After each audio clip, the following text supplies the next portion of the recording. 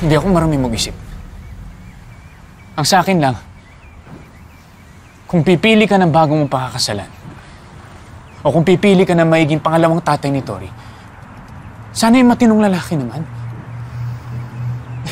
Christy, ano to? Nakalimutan mo na ba yung ginawa sa'yo ng lalaki yun? Sa kuta? Pwede ba, Jordan, wag mong huhusgahan si Leon? Hindi mo naman siya kilala tulad ng pagkakakilala ko sa kanya. At ano bang gusto mo? Maghanap ako ng perpektong lalaki? Ganun ba? Eh paano kung wala akong mahanap na perpektong lalaki? Gusto mo magmukmuk na lang ako mag-isa habang buhay? Ganun ba? Ano, wala akong karapatan na mag-move on tulad mo?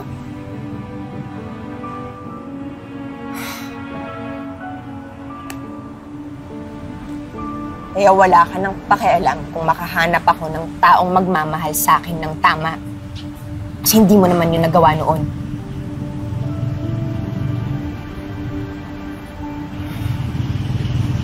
Ako lang ba sumuko, Christy? Hindi ba sumuko ka rin? Pointless lang kasi, Jordan, kung magtuturoan na lang tayo dito.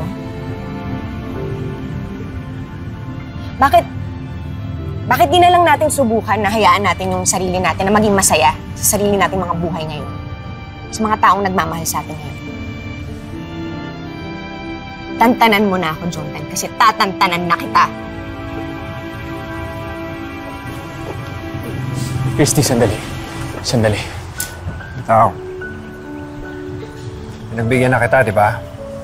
Kaya layo na. Marami pa akong gusto sabihin kay Christy.